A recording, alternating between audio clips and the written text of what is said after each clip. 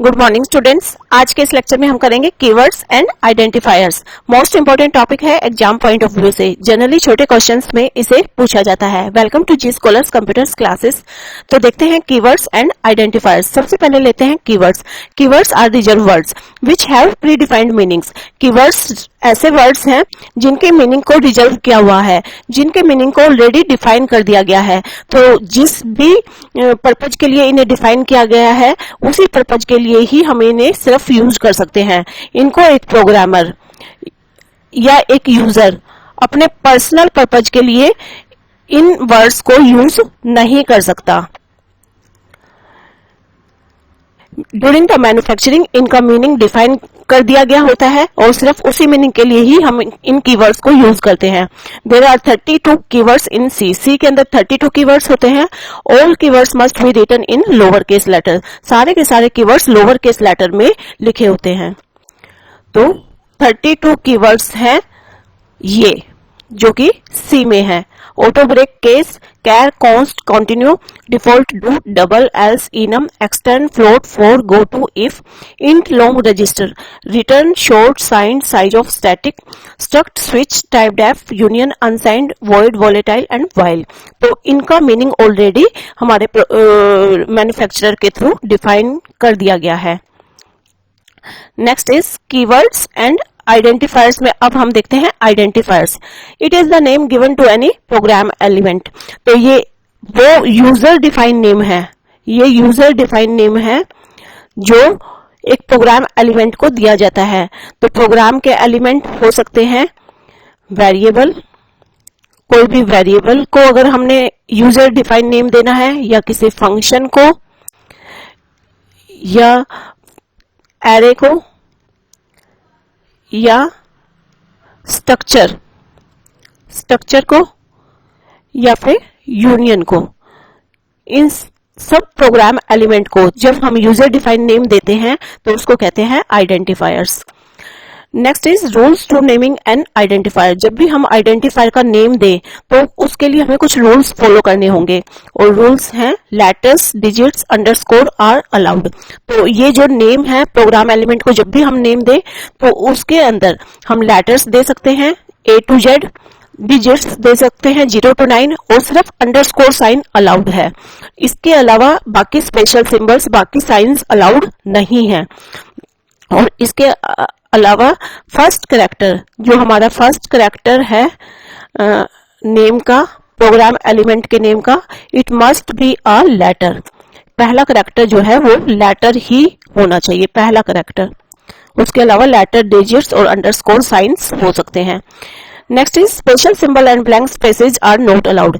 तो इसके अंदर स्पेशल सिंबल्स जैसे less than, greater than, equal, या फिर क्वेश्चन मार्क, ठीक है, और या फिर कॉमा, सेमीकोलन, डबल कोट्स, तो इस तरीके के कोई भी स्पेशल सिंबल इसके अंदर अलाउड नहीं होते हैं। इसके अलावा ब्लैंक स्पेसेज भी इसमें अलाउड नहीं होता। कीवर्ड और रिजर्व वर्ड्स जो है दे आर नॉट अलाउड। ये हम ऑलरेडी देख चुके हैं कि कीवर्ड्स भी इसमें अलाउड नहीं होते हैं।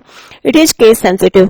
तो ये जो नेम होते हैं ये केस सेंसिटिव होते हैं, यानी अगर हम स्मॉल में नेम दें या कैपिटल लेटर को यूज करते हुए नेम दें तो ये दोनों ही अलग अलग समझे जाएंगे। It means lower case and upper case are considered as distinguished. तो दोनों को डिफरेंट डिफरेंट माना जाता है जब हम नेम देते हैं प्रोग्राम एलिमेंट को।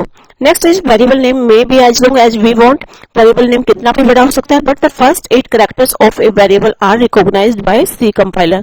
पर शुरू के 8 कैरेक्टर्स को हमारा जो कंपाइलर है, सी का कंपाइलर, वो रिकॉग्नाइज करता है। इसके अलावा जो नेम है वो कितना भी बड़ा हो सकता है, फर्स्ट 8 कैरेक्टर को ये रिकॉग्नाइज करता है। तो ये रूल्स हैं, जब हम प्रोग्राम एलिमेंट को नेम दें तो ये रूल्स हम जरूर फॉलो करें। Next is valid oblique invalid identifiers. अब कुछ आइडेंटिफायर्स के एग्जांपल्स हम ले लेते हैं और इसमें हम देखते हैं कि ये वैलिड है या इनवैलिड। सपोज हम रेडियस नेम दे रहे हैं तो ये वैलिड है, यस इट इज वैलिड। इसमें फर्स्ट कैरेक्टर लेटर ही है और जो है सारे लेटर्स हैं, तो ये वैलिड है। इंट, क्या ये वैलिड है? नहीं, ये वैलिड नहीं है क्योंकि ये कीवर्ड है। सिक्स्थ, क्या ये वैलिड है? ये भी वैलिड नहीं है क्योंकि इसमें फर्स्ट कैरेक्टर लेटर नहीं है। नेक्स्ट इज, क्या ये वैलिड है? Yes it is valid, first character letter है और सब लेटर्स हैं, ठीक है। और अगर हम इसको ऐसे दें एरिया, क्या ये वैलिड है? यहाँ ये भी वैलिड है और ये दोनों अलग अलग समझे जाएंगे जब हम इन दोनों को लेंगे, ठीक है। They are treated as different. अब अगर हम दें हरे डैश कृष्णा, क्या ये वैलिड है? No it is not valid क्योंकि ये स्पेशल कैरेक्टर इसके अंदर अलाउड नहीं है, डैश। अगर इसको हम ऐसे देते हरे अंडरस्कोर कृष्णा, तो क्या ये वैलिड होता? अंडरस्कोर साइन जो है अलाउड है, तो ये वैलिड है और इसमें से फर्स्ट 8 कैरेक्टर को हमारा कंपाइलर ले लेगा। इसके अलावा अगर हम दे डिस्टेंस, क्या ये वैलिड है? Yes it is valid. अगर हम दे टेबल 1, क्या ये वैलिड है? यस इट इज वैलिड क्योंकि अल्फाबेट्स और लेटर्स दोनों ही अलाउड होते हैं। अगर हम इसको ऐसे दें टेबल स्पेस दे करके 1 लिखें, क्या ये वैलिड है? नोट, क्योंकि blank space are not allowed, ठीक है। उसके अलावा अगर हम दें प्राइस डॉलर, क्या ये वैलिड है? ये डॉलर साइन जो है स्पेशल सिंबल है और ये अलाउड नहीं है, तो इसलिए इट इज इनवैलिड। इसके बाद आप बताएंगे dash dash area, comment section में मुझे लिख करके बताएंगे क्या ये वैलिड है या इनवैलिड। इसके अलावा अंडरस्कोर एरिया, क्या ये वैलिड है? ये बताएंगे ये है डैश और ये है अंडरस्कोर, ठीक है। और फिर क्या ये वैलिड है? आप ये सारे मुझे ये वैलिड है या इनवैलिड कमेंट सेक्शन में लिख करके आप मुझे बताएंगे। Okay students, this is all about keywords and identifiers. Students, C की सीरीज हमारी स्टार्ट हो गई है। बहुत आसान वे में हम आपके लिए हर लेक्चर को लेके आने वाले हैं। सब्सक्राइब करके हमारे साथ जुड़ जाएं अगर आपको सी अच्छे से सीखनी है, ठीक है। अगर आप एक बार सी में मास्टर हो जाएंगे तो आगे की सभी लैंग्वेज के लिए भी आप 100% कंफर्टेबल हो जाएंगे। तो लेक्चर अच्छा लगा हो लाइक शेयर जरूर कर दें। Thank you, bye bye, have a nice day.